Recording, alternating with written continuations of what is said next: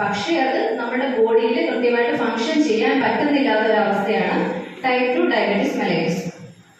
ഈ type 1 diabetes മെലൈറ്റസിനെയാണ് നമ്മൾ juvenile diabetes എന്ന് പറയുന്നത്. കുട്ടികൾക്ക് കൂടുതലായിട്ട് കണ്ടുവരുന്ന ഒരു ഡയബറ്റീസ് ആണ് ടൈപ്പ് 1 ഡയബറ്റീസ് ആണ്. അവിടെ കുറച്ചുകൂടി ലോ അല്ലെങ്കിൽ absent of level of endogenously produced insulin. Endogenous gland എന്ന് വെച്ചാൽ എൻഡോജിനസ് ഗ്ലാൻഡ്സ് ആണ് പാൻക്രിയാസ്.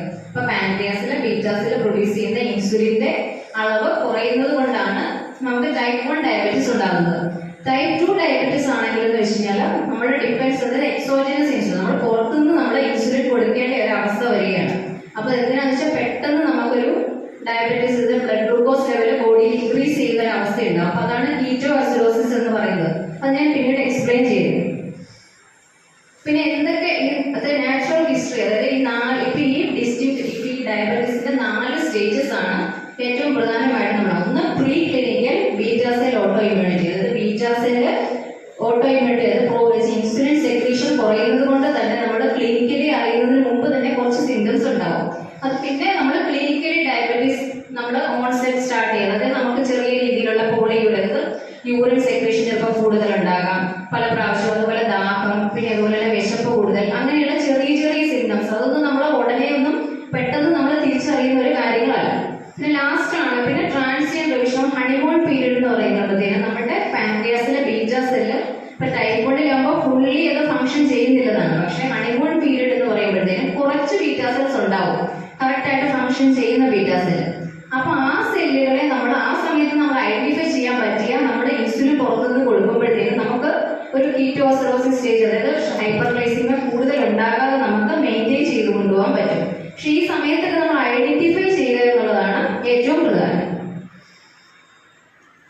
അതുപോലെ തന്നെ ഇപ്പൊ കുട്ടികളുടെ കാര്യം പറഞ്ഞ ടൈപ്പ് 1 ഏറ്റവും പ്രധാനമായിട്ടും കാണുന്ന ഏജ് ഗ്രൂപ്പ് ആദ്യമേ ഫസ്റ്റ് കാണുന്നത് വെച്ചാൽ 5 to 7 years ഓഫ് ഏജ്. അതായത് ആ സമയത്താണ് കുട്ടികൾ സ്കൂളിലേക്ക് വരുന്ന ഒരു സമയം.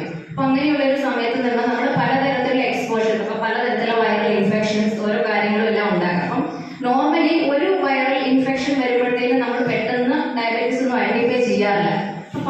പലതരത്തിലുള്ള എന്തെങ്കിലും വൈറൽ ഇൻഫെക്ഷൻസ് ബോഡിയിലേക്ക് വരുമ്പോഴത്തേനും ഈ ഡയബറ്റീസിന്റെ ഒരു സിംറ്റംസ് ഐഡന്റിഫൈ ചെയ്യാനായിട്ട് സാധിക്കും. അപ്പൊ ആ ഒരു സമയത്തുള്ള ടെസ്റ്റുകളിലൂടെയൊക്കെ ആയിരിക്കാം മിക്കവാറും ടൈപ്പ് 1 ഡയബറ്റീസ് നമുക്ക് അറിയാൻ പറ്റുന്നത്. പിന്നെ അതുപോലെ തന്നെ പിന്നെ പ്യൂബർട്ടി സ്റ്റേജിൽ, അതായത് ഒരു 10 വയസ്സ് കഴിഞ്ഞിട്ടുള്ള ഒരു സമയം, ആ സമയത്ത് നമ്മുടെ ഹോർമോണൽ വേരിയേഷൻസ് ഉണ്ടാകുന്നു. അപ്പൊ അഡ്രിനൽ ഗ്ലാൻഡ്സ് എല്ലാം സെക്സ് ഹോർമോൺസ് എല്ലാം കൂടുതൽ സെക്രീറ്റ് ചെയ്യുന്നു. അപ്പൊ ആ ഒരു സമയത്ത് നമുക്ക് ഇതിന്റെ ഒരു പീക്ക് സ്റ്റേജ് ഉണ്ടാകാനുള്ള സാധ്യതയുള്ളത്.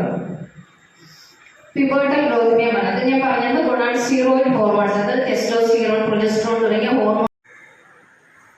പിന്നെ അതുപോലെ തന്നെ ഡയറ്റ്. അതുകൊണ്ട് നമ്മളിപ്പോ ഡോക്ടേഴ്സ് പറയാറുണ്ട് കുട്ടികൾക്ക് 6 മാസം വരെ ബ്രസ്റ്റ് ഫീഡിങ് മാത്രമേ കൊടുക്കാവുള്ളൂ. അപ്പൊ അതെല്ലാം റൂൾ ഔട്ട് ചെയ്യുന്ന ഇങ്ങനൊരു കാര്യമാണ്. അതായത് ബ്രസ്റ്റ് ഫീഡിങ് നമ്മൾ കൊടുക്കുമ്പോഴത്തേനും ടൈപ്പ് 1 ഡയബറ്റീസ് ഉണ്ടാകാൻ ഒരു ടെൻഡൻസി ഉണ്ടെങ്കിൽ ആ ഒരു സാധ്യത നമ്മൾ കുറയ്ക്കുകയാണ് ചെയ്യുന്നത്. പിന്നെ അതുപോലെ തന്നെ കൗസ് മിൽക്ക്, ഇപ്പൊ നമ്മൾ എല്ലാവരും യൂട്യൂബിലൊക്കെ കാണാറുണ്ട് പാല് കുട്ടികൾക്ക് കൊടുക്കരുത് എന്നൊരു സംഭവം. പക്ഷെ പാല് കുട്ടികൾക്ക് കൊടുക്കുന്നതിന് കുഴപ്പമില്ല. പക്ഷെ ഈ പ്രോട്ടീൻ, അതായത് നമ്മൾ പ്രോട്ടീൻസ് നേരത്തെ കുട്ടികൾക്ക് ഇൻട്രൊഡ്യൂസ് ചെയ്യുമ്പോഴത്തേനും ഈ ഗ്ലൂട്ടിൻ അത് പിന്നെ ഗ്ലൂട്ടിൻ അതൊരു സീരിയൽസ് ഇപ്പൊ 6 months അല്ലെങ്കിൽ ഒരു 1 year ഒക്കെ കഴിഞ്ഞ് നമ്മുടെ സീരിയൽസ്, അതായത് റൈസ്, ഗോതമ്പ് ഇങ്ങനെയുള്ള സംഭവങ്ങളെല്ലാം ഗ്ലൂട്ടിൻ ധാരാളമുണ്ട്.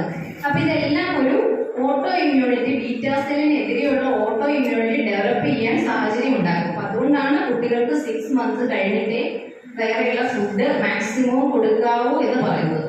ഇതിൽ നമുക്ക് 100% നമുക്ക് പറയാൻ പറ്റില്ല, പോസിബിലിറ്റീസ് ഉണ്ട്. പിന്നെ അതുപോലെ തന്നെ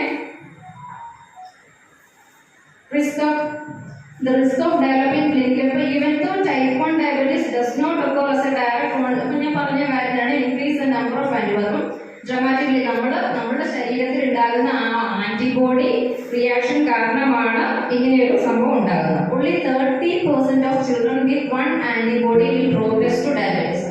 നമ്മൾ പറയുന്ന എക്സ്റ്റേണൽ ഫാക്ടേഴ്സ് വൈറൽ ഇൻഫെക്ഷൻസ് വരുമ്പോഴും അതിൽ 30%